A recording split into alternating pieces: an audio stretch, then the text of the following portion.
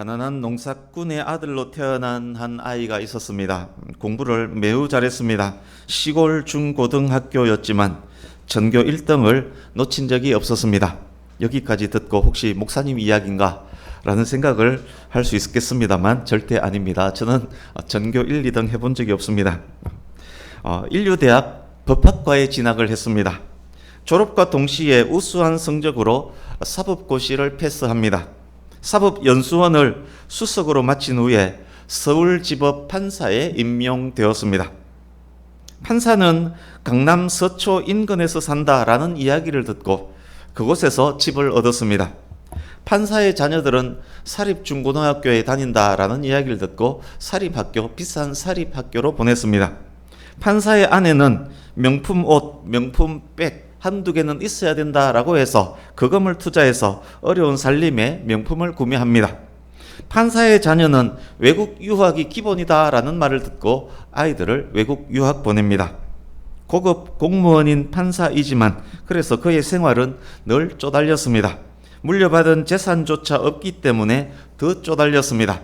그렇지만 그는 판사의 일에 성실하지 않았습니다. 재판도 그럭저럭 대충 합니다.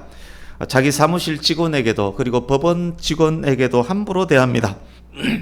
법원 내 평판이 좋을 리가 없습니다. 그가 심리하는 법정을 한 번이라도 경험한 검사, 변호사들은 그를 싫어합니다. 그런 판사로 대충대충 수십 년 공직 생활을 합니다. 드디어 정년이 다가오고 있습니다. 몇 개월 후면 퇴직해야 합니다. 그런데 지금까지는 몰랐었는데 막상 퇴직하려고 보니 걱정이 많습니다.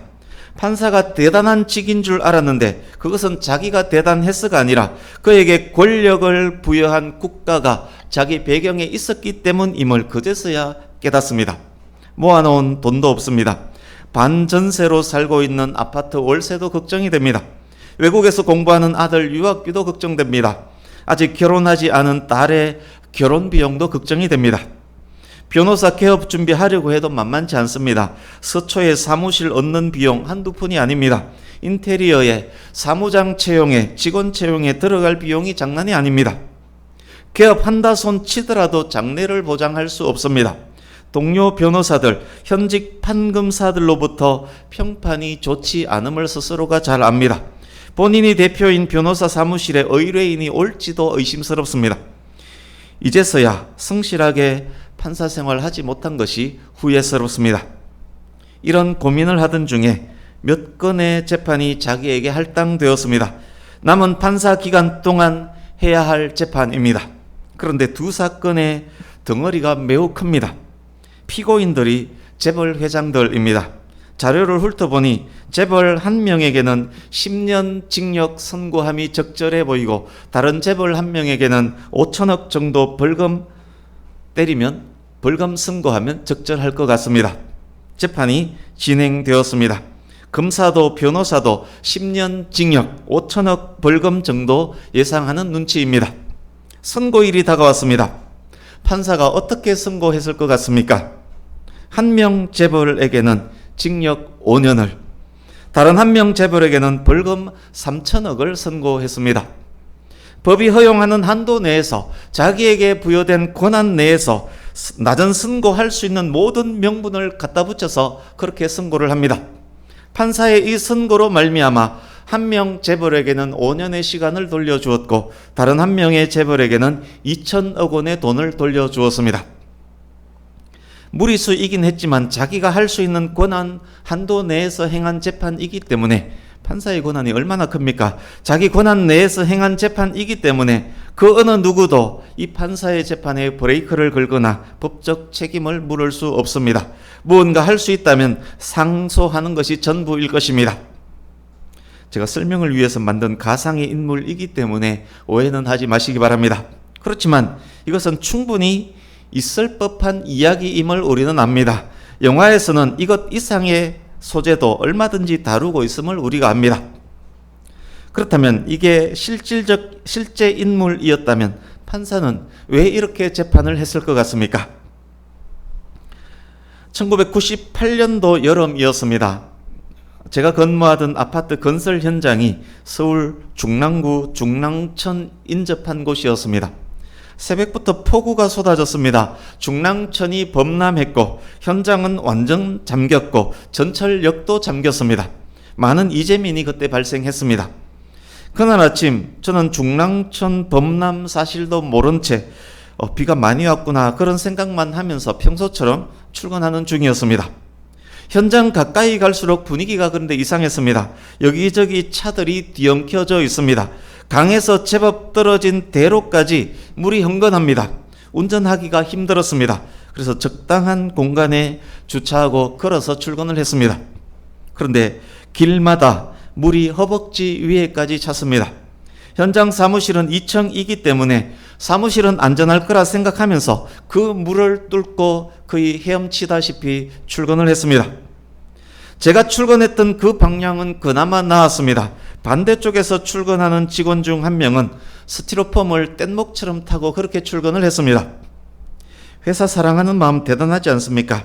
만약 비가 한바탕 더 쏟아진다면, 중랑천이 또 범람한다면 강까지 2차선 도로밖에 하나 없는 그곳이 무슨 일이 일어날지도 모르는데 그 위험 마다하고 산 넘고 물 건너 바다 건너서 그렇게 출근을 했습니다. 다행히 더 이상 폭우도 범람도 없었고 이후 차츰 수습은 되었습니다. 지금 생각하면 참으로 무모하고 위험한 짓이었습니다. 조금만 기다려보면 방법이 나올 텐데 나만 출근 못하는 것이 아니라 현장 소장을 비롯한 다른 직원들도 출근을 못하고 있는데 그렇게 현장으로 가본들 뾰족한 수가 있는 것도 아닌데 수천만 원 월급 받는 것도 아닌데 무슨 영광 보겠다고 출근에 그렇게 목숨 걸다시피 했는지 모르겠습니다. 그런데 비슷한 상황에 처했다면 직장인들 상당수가 그렇게 할 것입니다. 여기 계신 분들 역시 출근을 위해서라면 그 정도 일 감수했을 것입니다. 비가 와도 눈이 와도 홍수가 와도 전철이 끊기고 버스가 끊기더라도 어떻게 해서든 출근하려고 할 것입니다. 설사 출근 못하더라도 큰 문제가 없는데 기껏 문제가 생기더라도 그냥 욕 한번 듣든지 심할서 한번 쓰면 되는데 그래도 그 위험을 감수하고 출근을 합니다. 대부분 직장인들이 그렇게 합니다. 두 이야기 기억하시고 이제 본문으로 가려고 합니다.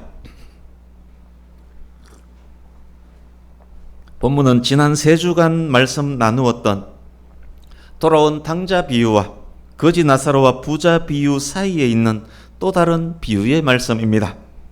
본문 비유가 앞뒤 두 비유와 관련되어 있으면 자연스럽게 추정할 수 있습니다. 말씀을 들으면서 어떤 관계성이 있는지도 생각하면 좋겠습니다. 한 절씩 확인하겠습니다. 1절 또한 제자들에게 이르시되 또한 제자들에게 지금 그 의욕적인 예배 참여 얼마나 보기 좋습니까? 네, 감사합니다. 또한 제자들에게 이르시되 예수님께서 말씀하시는 그 자리에 세리와 죄인들, 바리새인 서기관들도 함께 있지만 오늘 말씀 본문, 이 본문 비유의 핵심 타겟은 예수님의 제자들입니다. 예수님께서 지금 제자들의 눈을 쳐다보시면서 이야기하고 있는 중입니다. 모든 그리스도인들은 예수님의 제자들입니다. 예수님께서 이 시간 저와 여러분의 눈을 쳐다보고 계시면서 말씀하고 계시는 중입니다. 이제 예수님께서 하시는 그 이야기 속으로 들어가 보겠습니다. 어떤 부자가 있습니다. 조금은 확인하겠지만 그냥 부자가 아닙니다. 큰 부자입니다. 실제 거처는 다른 곳에 둔 부재지주일 수도 있습니다. 이 부자에게 청지기가 있습니다. 역시 이후에 확인하겠지만 그냥 청지기가 아닙니다. 부자의 재산을 감독, 관리, 경영, 행정까지 총괄하는 청지기입니다.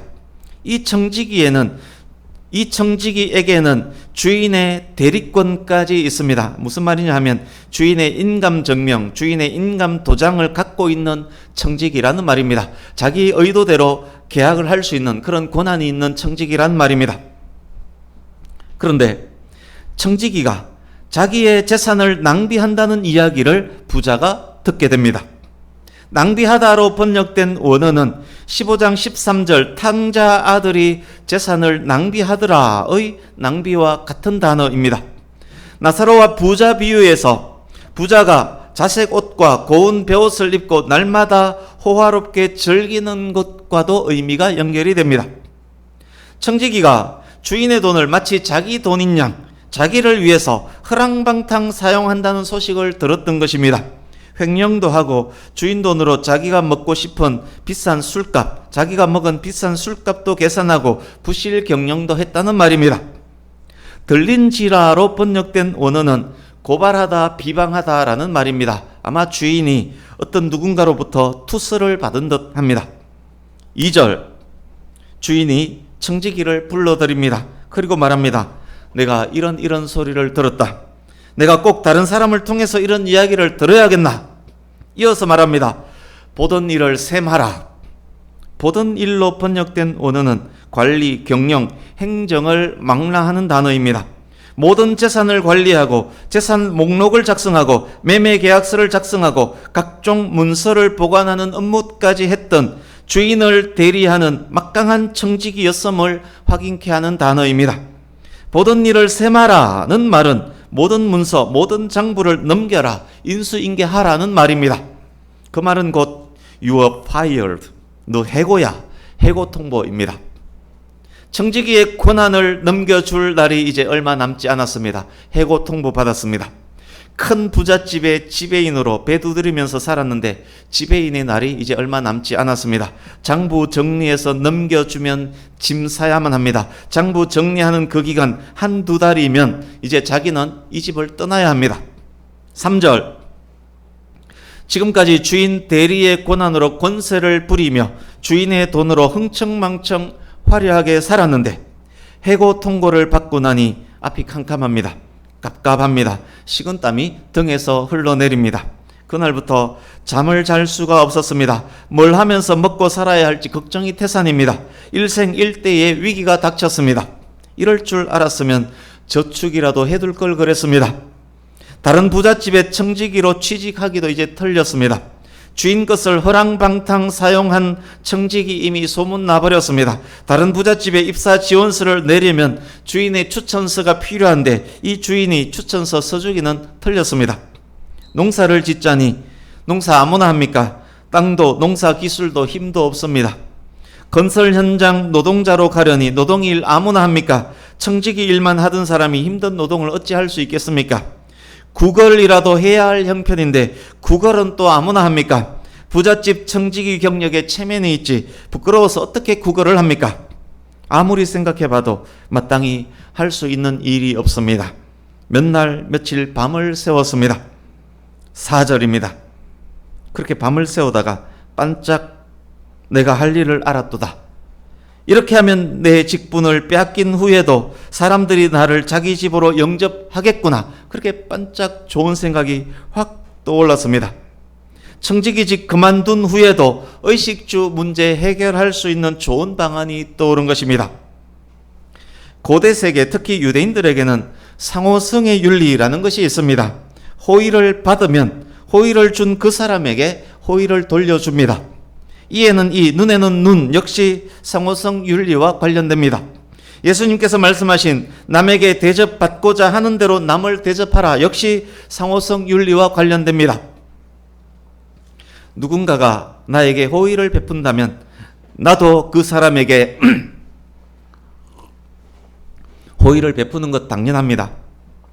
누군가가 나에게 호의를 베풀었는데도 아직 그 호의를 내가 돌려주지 못했다면 그것은 빚이 됩니다.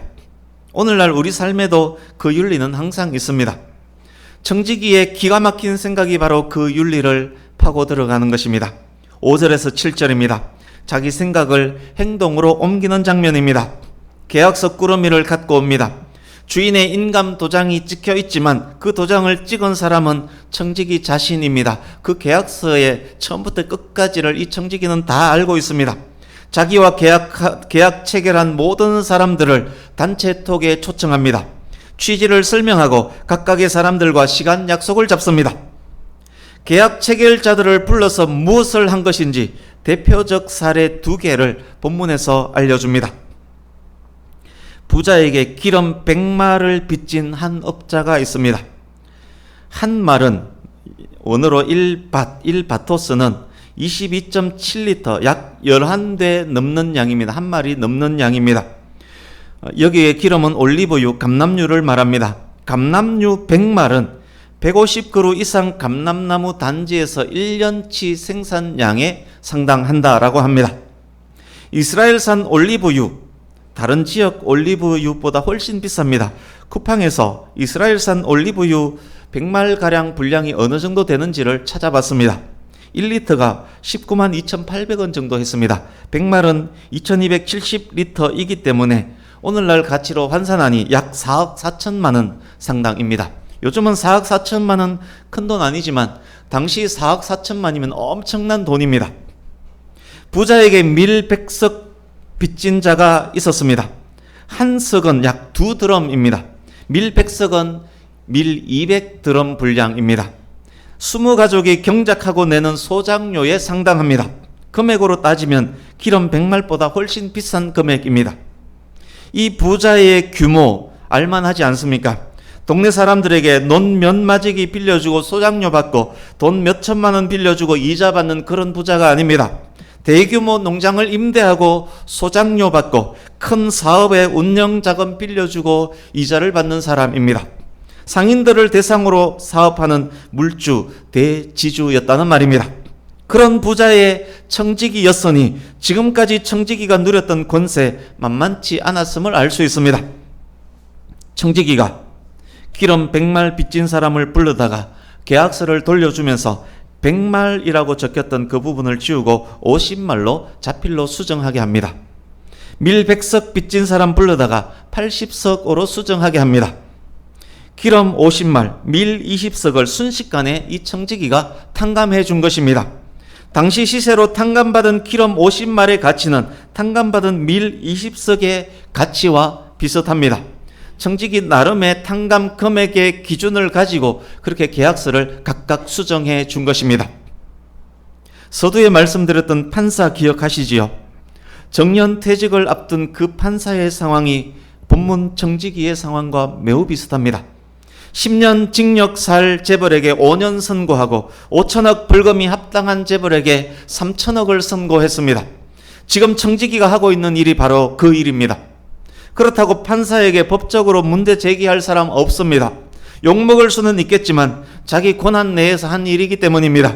청지기도 마찬가지입니다. 자기에게 주인의 대리권이 여전히 있습니다. 원래 계약서도 본인이 작성했습니다.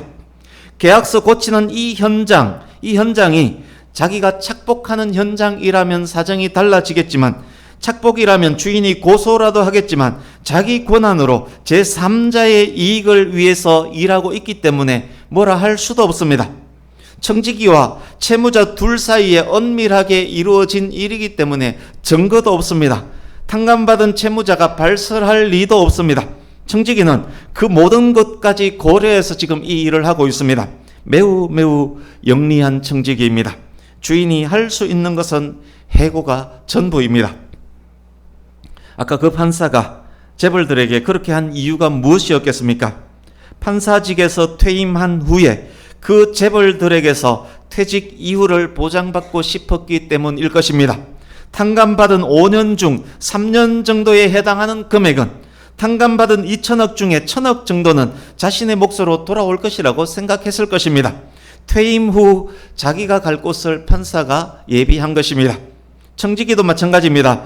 해고된 이후에 자기 덕분에 탕감받은 비용 중 일부를 자기가 돌려받을 수 있을 것이라고 생각했습니다. 최소한 몇 달, 몇 년간의 의식주 걱정 없이 살 수 있을 것이라고 생각했습니다. 상호성의 윤리가 지배하는 시대이기 때문에 더욱 그렇게 생각했을 것입니다. 여러분, 서두에서 말씀드린 그런 판사가 만약 있다면 그 판사를 어떻게 생각하십니까? 본문 속 이 청지기를 여러분은 어떻게 생각하십니까? 완전 나쁜 놈 아닙니까? 완전 사기꾼 아닙니까? 그런데 8절 보십시오.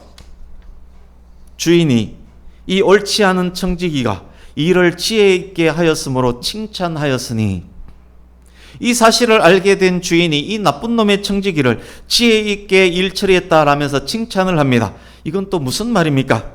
자기 재산 낭비하다가 딱 걸린 청지기가 적발된 이후에도 자기 재산을 축내고 있는데 지혜롭다라고 칭찬을 하다니요. 이 부자 좀 이상한 사람 아닙니까? 그런 이유로 이 본문을 성경 난제라고들 말합니다. 해석이 어렵기 때문에 주석마다 이렇게 저렇게 주석들을 합니다. 그러나 문맥을 알고 보면 전혀 어려운 구절이 아닙니다. 여기에 지혜는 진짜 지혜를 의미하지 않습니다. 세속적 약삭 발음을 의미합니다. 칭찬했다라는 말 역시 반어법적 표현입니다. 주인이 청지기에게서 한 말의 의미는 이런 의미입니다. 이런 야가 빠진 악당놈이 있나? 이런 천재 사기꾼 놈이 있나? 그 좋은 머리를 바른 판결을 위해 사용했으면 얼마나 좋았겠느냐. 그런 열정을 바른 청지기 일에 사용했으면 얼마나 좋았겠느냐. 지금 주인이 하고 있는 말은 그런 말입니다. 이 나쁜 이 머리 좋은 악당놈아, 이 이야기입니다. 그렇습니다. 그 판사도 이 청지기도 정말 야가 빠진 악당입니다. 뛰어난 두뇌를 가진 사기꾼입니다. 자신의 권한이 완전 없어지기 전에 있는 권한을 최대로 활용해서 자기 이익을 챙기고 있습니다. 퇴임 후 자신의 먹고 사는 문제를 챙기는데 이토록 천재적이고 이토록 적극적입니다. 그렇게 이해할 때 이어지는 예수님의 말씀의 의미를 제대로 알 수 있습니다. 이 세대의 아들들이 자기 시대에 있어서는 빛의 아들들보다 더 지혜로움이니라. 이런 말씀입니다. 예수님의 말씀은 이 말씀입니다. 세상 사람들은 이토록 영악하고 기민하다. 돈과 관련해서, 자기 이익과 관련해서 이토록 적극적이다. 그런데 빛의 아들들은 빛의 일을 함에 있어서 이런 열심도, 이런 영리함도, 이런 적극성도 없다. 그리스도인들이 빛의 일을 함에 있어서 세상적 지혜자들보다 지혜롭지가 못하다. 그리스도인들이여, 제자들이여, 세상 사람들이 불의한 일을 함에도 이토록 영민한데 빛의 자녀들이 하나님의 영광을 위한 일을 할 때는 더욱 영민해야 되지 않겠는가? 그대들에게는 진정한 유익이 무엇인지 꿰뚫어보는 통찰력이 있는가? 영적 유익을 위한 일을 하매 불의한 판사, 불의한 청지기에게 있었던 그 추진력이 그대들에게는 있는가? 영적 위기가 그들에게 닥쳤을 때 주어진 기회를 이렇게 알아차리고 포착하는 지혜가 그대들에게는 있는가? 영적 유익을 위해서 그대가 가진 재물, 지위, 은사, 시간들을 어떻게 지혜롭게 사용하고 있는가?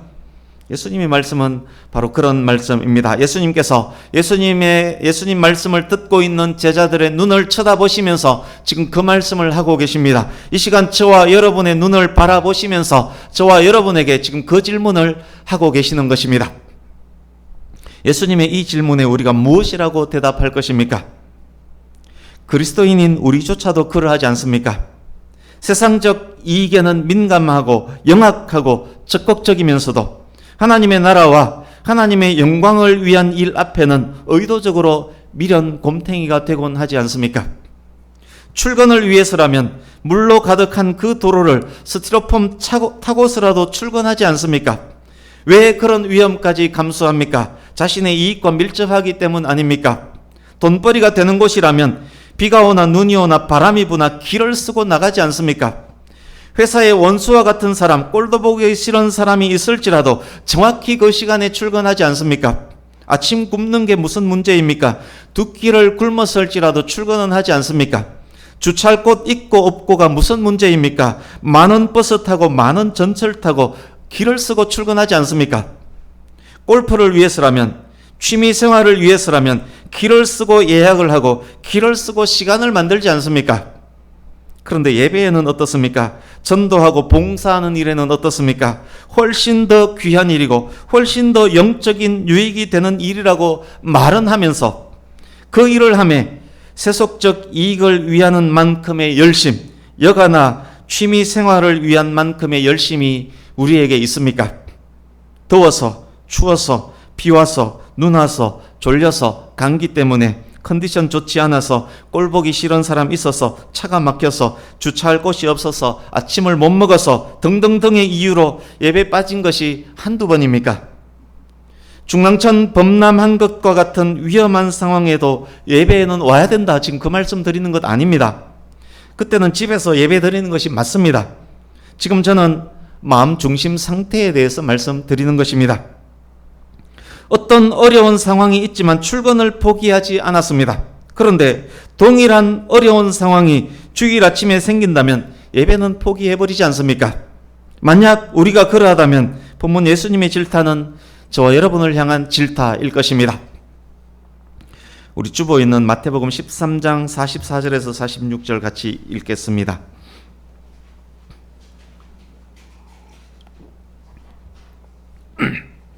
같이 읽습니다. 시작. 천국은 마치 보화와 같으니 사람이 이를 발견한 후 숨겨두고 기뻐하며 돌아가서 자기의 소유를 다 팔아 그 밭을 사느니라. 또 천국은 마치 좋은 진주 하나를 발견함에 가서 자기의 소유를 다 팔아 그 진주를 사느니라. 아멘. 예수님께서 말씀합니다.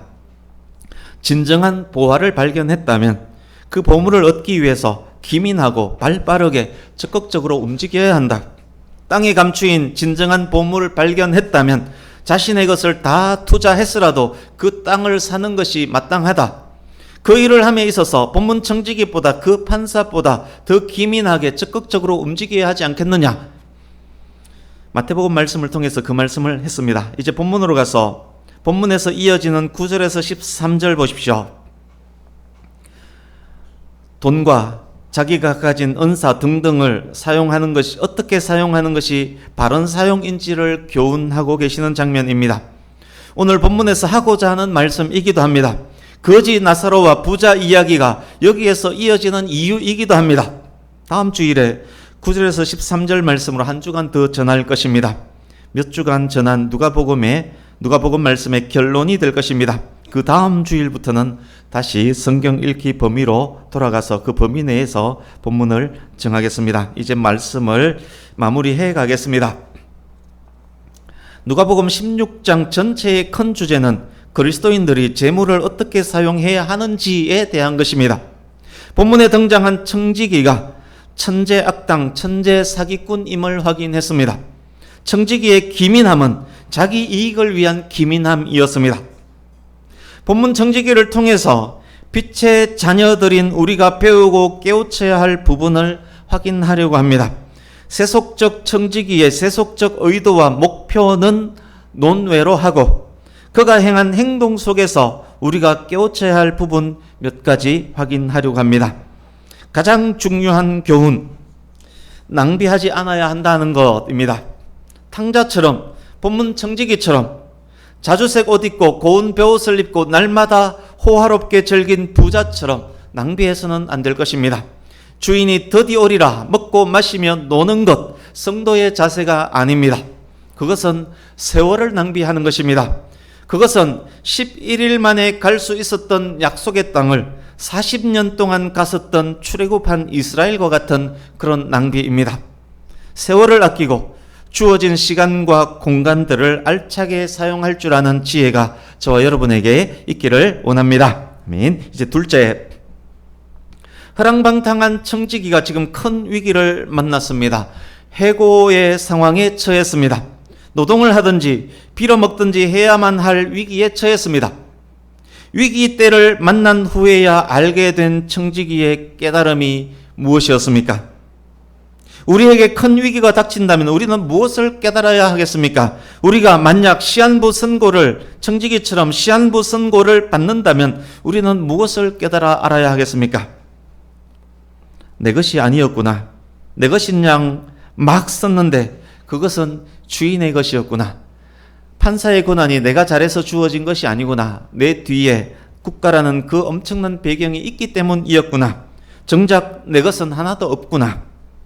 이 모든 것은 내 것이 아니라 하나님의 것인데 내 것인 줄 알고 내 멋대로 막 썼구나.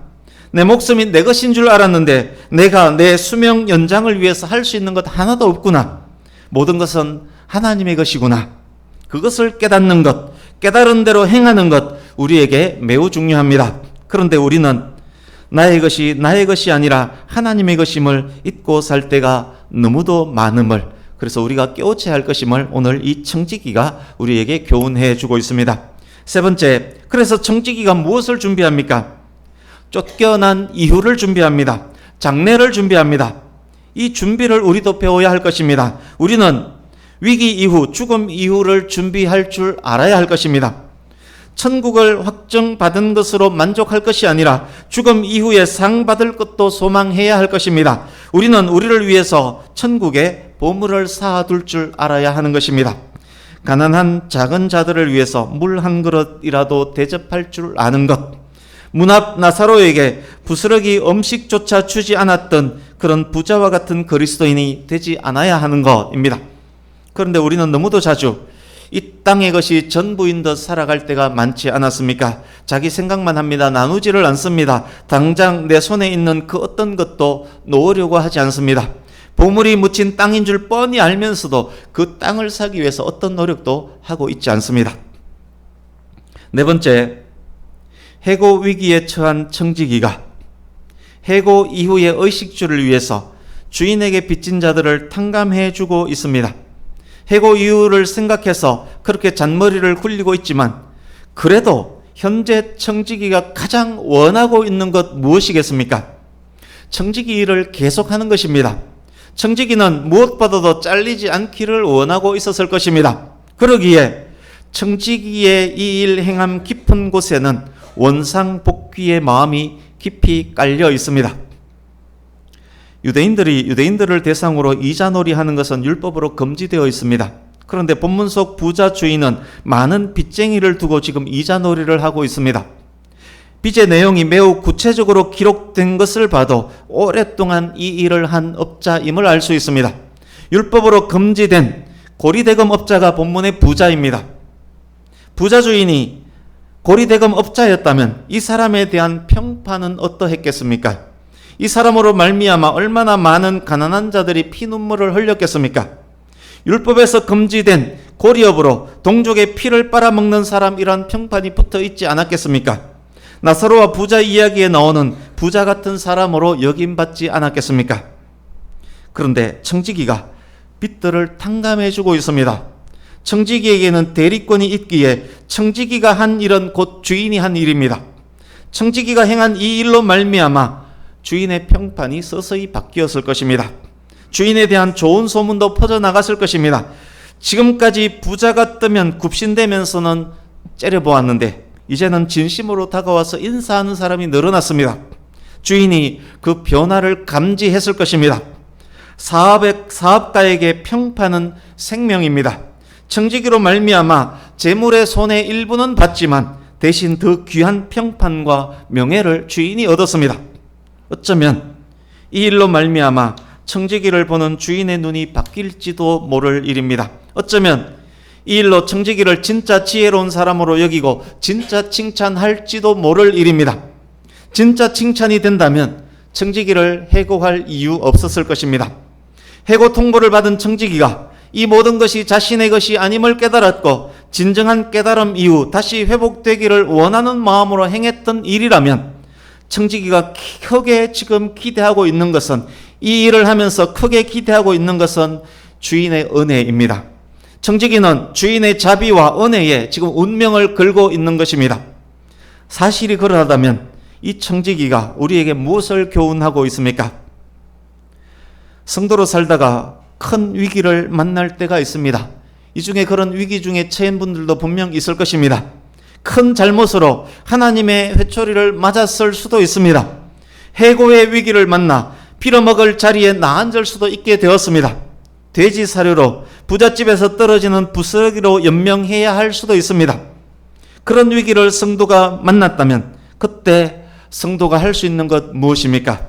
그때 성도가 기댈 수 있는 곳 어디입니까? 탕자의 마음으로 오직 하나님 아버지를 바라보면서 오직 하나님 아버지의 이름을 높이면서 하나님의 자비, 하나님의 용서, 하나님의 은혜에 자신을 던지는 것입니다. 한 줄기 빛마저 보이지 않을지라도 아버지의 이름을 위해서 당장 내가 할 수 있는 것 아무것도 없을지라도 그냥 탕자처럼 아버지 앞에 나아가서 아버지 부르면서 우는 것입니다. 아버지 살려주세요 매달리는 것입니다. 그냥 주인의 손을 바라보면서 매달리는 것입니다. 내가 가진 것 없어서 아무것도 할 수 없을지라도 하나님이 내 아버지이기 때문에 그 아버지 앞에 나가서 아버지 부르면서 울면 됩니다. 본문 속 불의한 청지기보다 더 불의한 악당 같은 자일지라도 그래도 내가 하나님의 자녀가 맞다면 하나님께서는 아버지이시기에, 하나님께서는 만물의 주인이시기에, 하나님께서는 나를 사랑하시기 때문에 하나님께 자신의 모든 운명을 거는 그에게 은혜와 긍휼을 베풀어 주실 것입니다. 우리 하나님은 그런 하나님이십니다. 이제 말씀을 마칩니다. 사랑하는 성도님 여러분, 나에게 있는 모든 것, 지금 여러분이 갖고 계신 그 모든 것, 여러분 것 아닙니다. 나의 것 아닙니다. 이 모든 것 하나님께서 나에게 허락하신 것입니다. 이것을 하나님의 나라와 하나님의 영광을 위해서 선용할 줄 아는 우리가 되기를 바랍니다. 세상 사람들이 자기 유익을 위해서 기민하게 움직이는 것 그 이상으로 하나님의 영광을 위한 일에 지혜롭기를 간절히 바랍니다. 그것이 우리의 장래를 준비하는 것이고 그것이 우리의 죽음 이후까지도 준비하는 것입니다. 정말 우리가 그렇게 살기를 진심으로 이 시간 원하지만, 그런데 당장의 형편이 탕자와 같아서, 당장의 형편이 부자의 집 앞 거지 나사로와 같아서 아무것도 할 수 없는 처지에 있는 분 혹 있으시다면 하나님의 영광을 위하는 간절한 마음으로, 하나님의 은혜를 갈구하는 간절한 심령으로 하나님께 매달리시기 바랍니다. 하나님께서 우리에게 원하시는 것이 바로 그 상한 심령, 상한 마음입니다. 아버지 살려주세요. 아버지 용서해 주십시오. 아버지 도와주세요. 매달린다면 하나님께서 분명 자비와 은혜를 베풀어 주실 것입니다. 말씀드린 이 모든 것들이 바로 오늘 본문을 통해서 우리에게 말씀한 우리가 갖춰야 할 지혜일 것입니다. 이 지혜와 명철이, 하늘의 것을 구하는 데 영민함이 저와 여러분 모두에게 있기를, 그래서 더 큰 은혜를 하나님으로부터 받는, 누리는 저와 여러분 될 수 있기를 예수님 이름으로 축복합니다. 아멘. 기도하겠습니다.